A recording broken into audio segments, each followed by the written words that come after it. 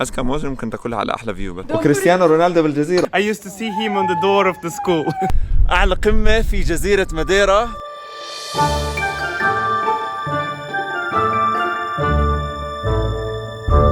اليوم يومنا الأخير في الفيلا اللي تعرفنا عليها مع بعض خلال الشهرين الماضيين.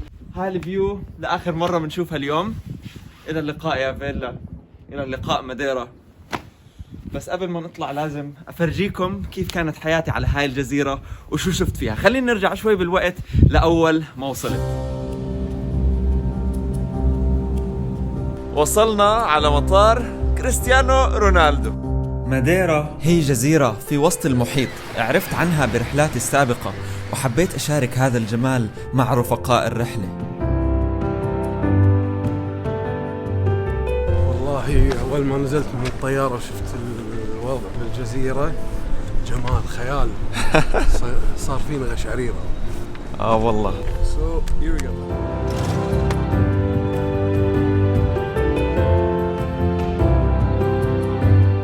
أول مكان إجينا عليه هذا. ماديرا بتتميز بالمناظر الخرافية اللي ممكن تشوفها بس تطلع على الجبال.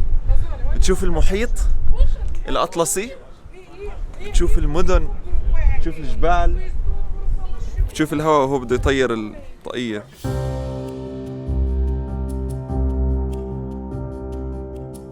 رحلتي مع المتابعين كان مدتها 5 أيام. بدأنا باستكشاف الجزيرة كل يوم بطريقة مختلفة. شوف المنظر. اليوم الأول كانت على الساحل الشمالي للجزيرة.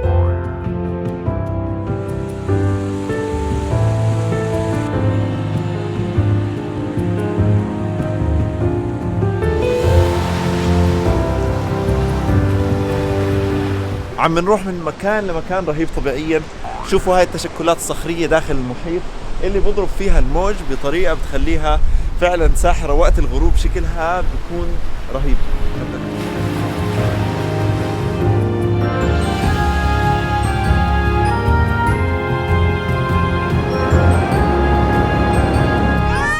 صباح الخير.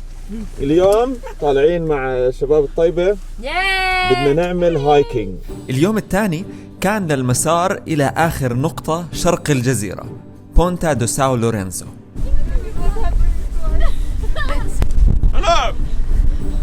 اليوم يوم المنحدرات الصخرية على المحيط في ماديرا. المكان هذا رهيب، من أحلى الأماكن اللي ممكن تعمل فيها هايكينج في ماديرا. هذا فيديو. مرحبا.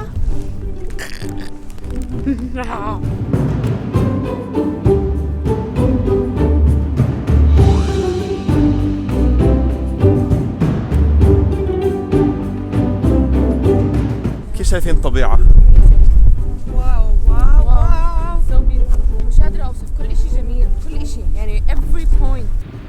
كيف والله المكان؟ جميل.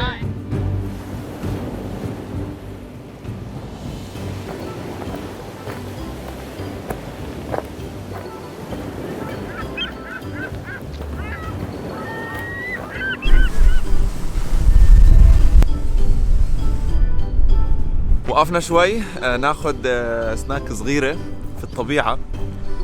تفضلوا. كلها تفضلوا. شكراً. يا جماعة. تفضلوا.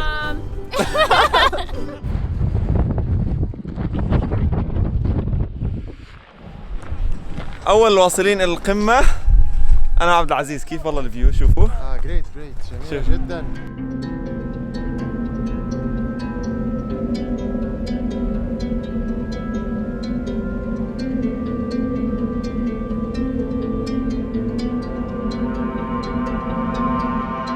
صباح الخير.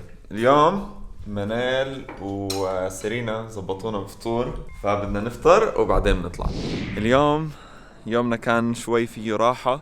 جينا أول مكان قريب من فونشال العاصمة. في عنا تمثال لسيدنا المسيح زي البرازيل بس شوي أصغر. في هايك صغير بوصلك على هذا المكان اللي مطل على المحيط. What are you thinking about? I'm thinking of my next song. بدها موزة عشان الواحد يسترجع طاقته. هلا واحنا راجعين يكون عندنا طاقة. شوف الفيو. أذكى موزة ممكن تاكلها على أحلى فيو بس. اليوم راح يكون يوم أكتر لأنه نستكشف المدينة فونشال أكتر من إنه نروح ونشوف الطبيعة.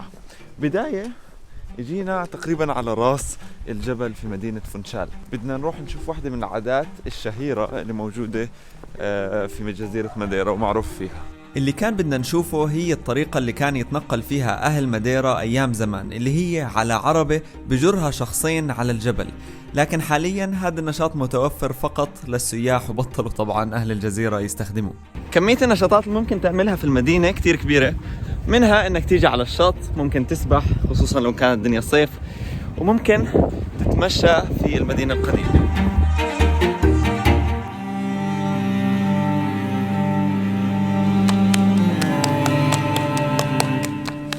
وهيك يوم ورا يوم تعرفنا على جزء لا بأس به من الجزيرة. اليوم بدنا ندخل في نص الغابة، إلى أن بدأت توصلنا أخبار بإغلاق الدول بسبب كورونا. التوتر كان عالي.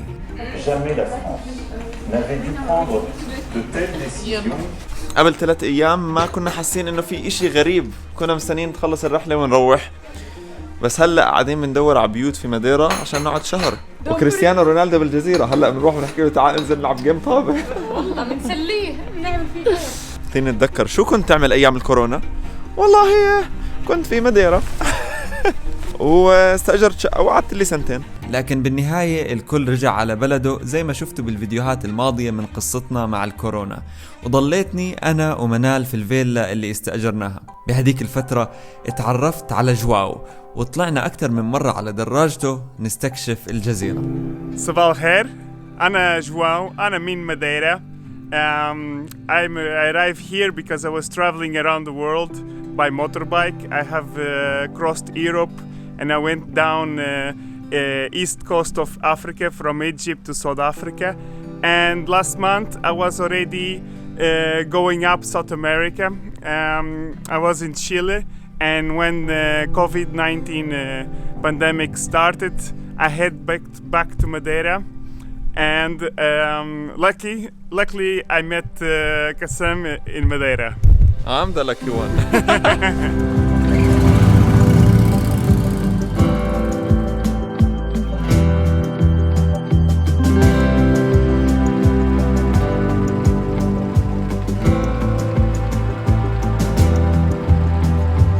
وصلنا على هذا المكان اللي اسمه بونتا دو سول.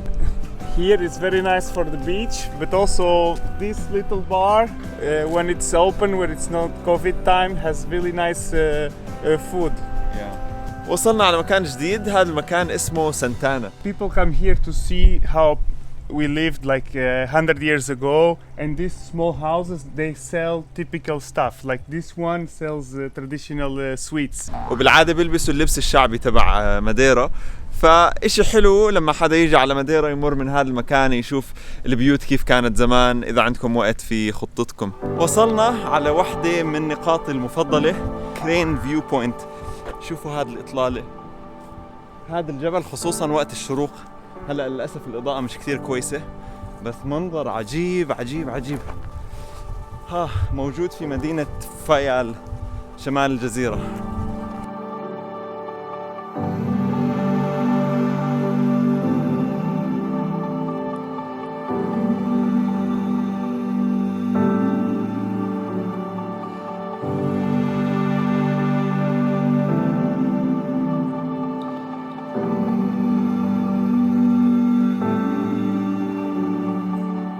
صباح الخير. اليوم احنا عمالنا نمشي لأعلى قمة موجودة على جزيرة ماديرا. هاي القمة اسمها بيكو دورويفو. طالعين على الشروق زي ما انتم شايفين، المنظر خرافي مع الغيوم ومنظر الجزيرة من هون والشمس. فيش اشي احلى من هيك تعمله وقت الشروق. طب خلينا نتفق انه الطلوع حقير. شوفوا هاي زاوية قائمة، زي ما حكيت مرة في فيديو الصين. هاي الأماكن اللي ممكن يجيبوا فيها درس رياضيات ويعلموكم عن الزاوية القائمة شو معناها. هاي هي ورانا درس عملي.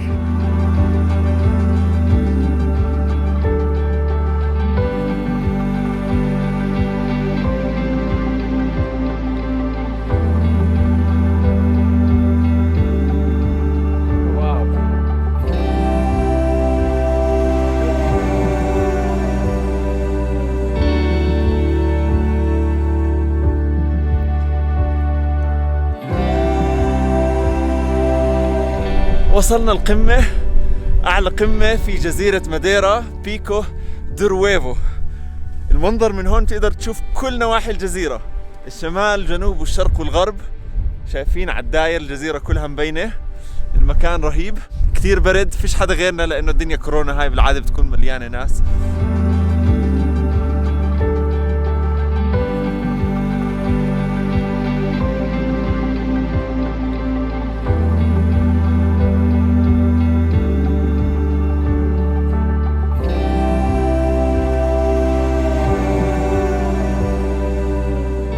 وصلنا للنهاية، رجعنا للمكان اللي بلشناه منه اللي هو بيكو دي أريرو، تاني أعلى قمة بالجزيرة اللي هي هاي.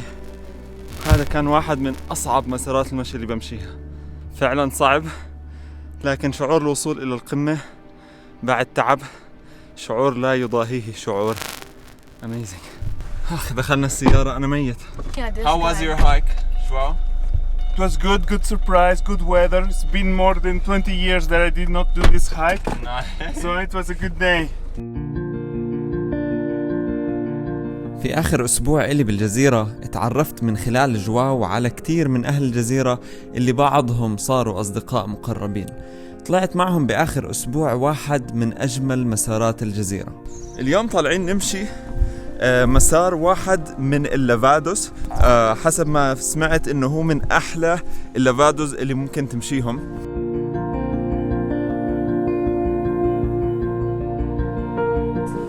What are lavados? The Lavados are the water channels that bring the water from the mountains to the villages and to the farmers.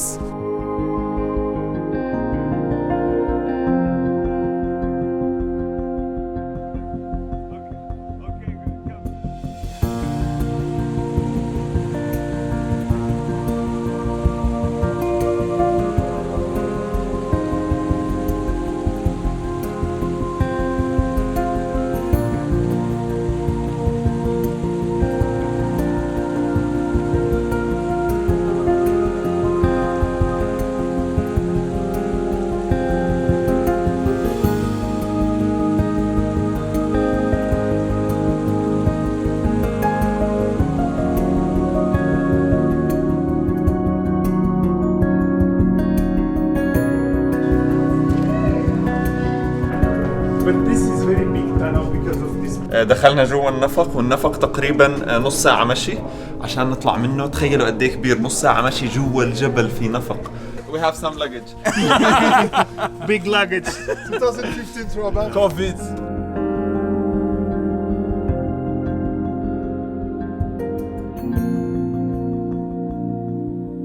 I think Cristiano Ronaldo is a very altruistic person.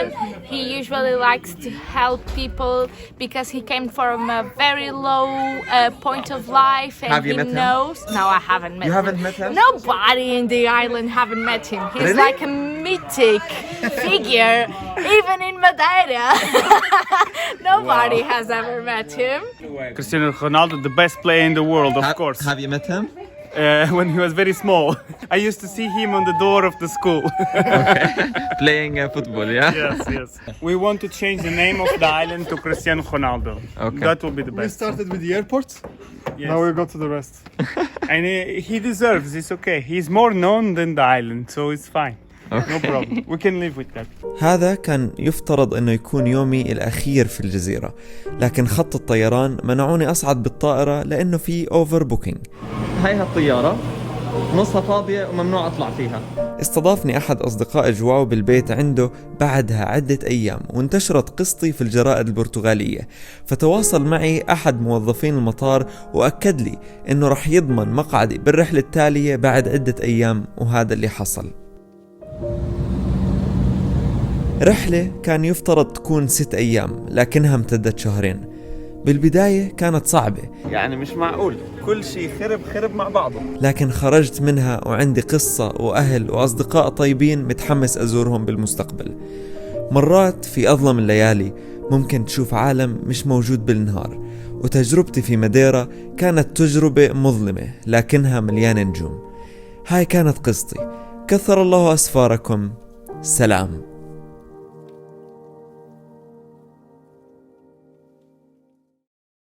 مرحبا، أنا ابن حتوتة. إذا عجبكم الفيديو اعملوا شير واشتركوا في القناة عشان تتابعوا رحلتي حول العالم. صيف السنة انتهى بسرعة واحمرت أحراش الغار، والمرة اللي شعرها أحمر مثلن شعلانة بالنار، لا بداية ولا نهاية والوقت مارق غريب، مثل النوري بأفكارك لحظة بتلمع وبتغير، بعصافير السهل الجاي تبشر بشتات الشرير، شو هو أسامي ببالي حدا يذكرني لمين، دنيا حلقة وعم بتدور والقمر بالسما يدور. Very nice. تلاقي في